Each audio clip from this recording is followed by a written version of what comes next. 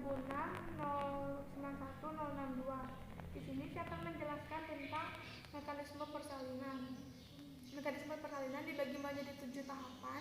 Yang pertama adalah engagement, adalah di mana kepala sudah memulai memasuki rongga panggul atau rongga atas panggul, yang posisi kepalanya itu disebut dengan sinklitismus atau sutura sagittalisnya sejajar dengan sumbu jalan lahir. Lalu yang kedua ada descent. Descent adalah di mana kepala sudah mulai semakin menurun karena adanya tekanan dan mendekati promontorium. Hal ini disebut dengan asinklitismus interior. Lalu kepala akan semakin menurun lagi mendekati simfisis pubis, disebut dengan asinklitismus posterior. Yang ketiga, tahap ketiga adalah fleksi.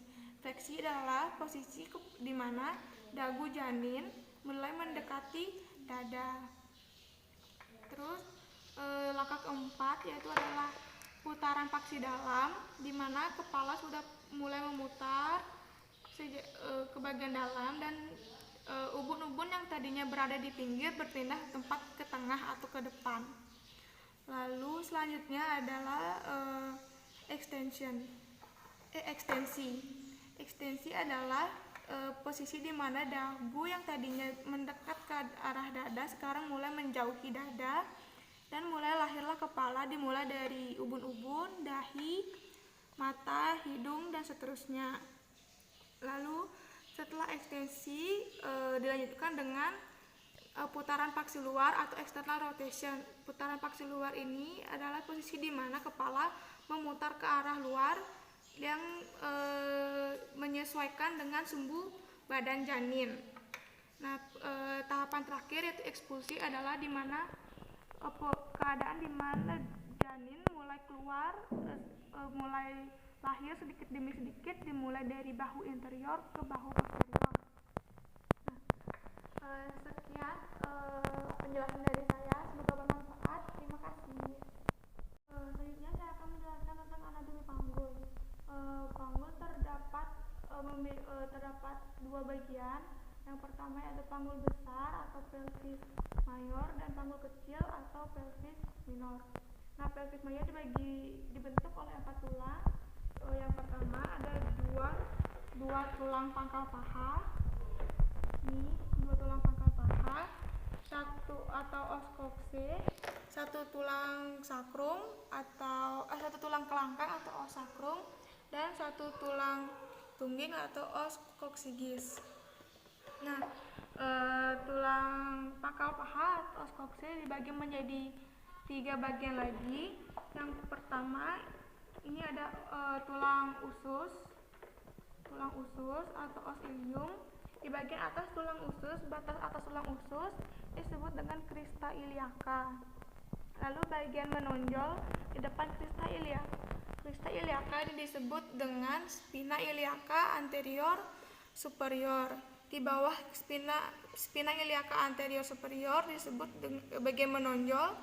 Ini disebut dengan spina iliaca superior inferior. Nah, tulang usus atau ilium termasuk tulang paling besar dan tulang paling besar yang membentuk bagian atas dan belakang panggul.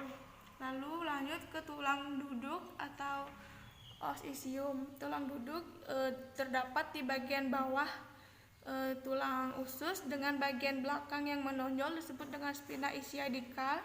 Di bagian bawah yang tebal, yang paling tebal disebut dengan tuber ischiadicum, dan bagian yang berbentuk mangkok disebut dengan acetabulum.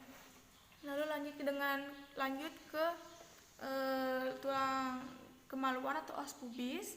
Ini terdapat di bagian bawah dan depan tulang usus atau os ilium.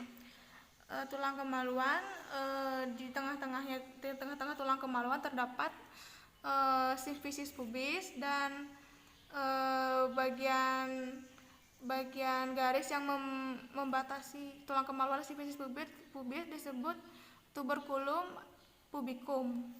Bagian atas tulang kemaluan yang menyatu dengan tulang usus Yang bagian atas tulang kemaluan yang batas atas yang menyambung dengan os ilium disebut dengan ramus superior osis pubis, dan rongga yang di sini disebut dengan foramen obturatum.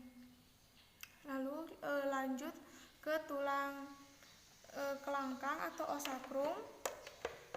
Ini os sacrum terdapat di tengah-tengah tulang pangkal paha yang berbentuk segitiga terbalik, di mana bagian atasnya lebar lalu mengecil ke bagian bawah.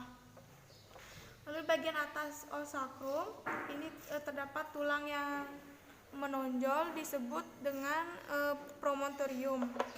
Lalu dari jalan tengah-tengah dari promontorium ke tulang tungging disebut dengan crista sacralis, dan bagian yang berlubang di samping crista sacralis disebut dengan foramen sacralia. Tulang sacrum ini juga memiliki 5 ruas yang berhubungan erat. Di samping tulang sacrum yang garis-garis pembatas antara sacrum dan ilium disebut dengan articulatio sacroiliaca. Lanjut ke tulang tungging atau os coccygeus, terdapat 3-5 ruas yang berhubungan, dan tulang coccygeus ini bisa terdorong ke belakang saat persalinan agar memudahkan jalan lahir bayi. Saya akan menjelaskan tentang panggul kecil atau pelvis minor, dimulai dari pintu atas panggul, dimulai dari promontorium ke linea terminalis, lalu ke ramus superior osis pubis, dan berakhir di garis atas simfisis. Lalu selanjutnya kedua ada pintu tengah panggul, dibagi menjadi 2 bagian, yaitu bidang luas. Bidang luas dimulai dari pertengahan simfisis melewati acetabulum lalu menuju pertemuan os sacrum bagian pada 2 dan 3. Bidang sempitnya dibentuk mulai dari bawah simfisis menuju spina ischiadica dan memotong os sacrum setinggi 1-2 cm di atas ujungnya. Yang ketiga adalah pintu bawah panggul. Ini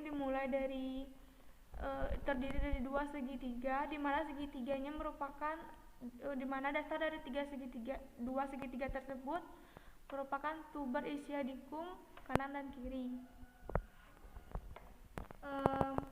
Panggul normalnya memiliki luas 80-90 cm. Sekian penjelasan saya tentang anatomi panggul. Terima kasih.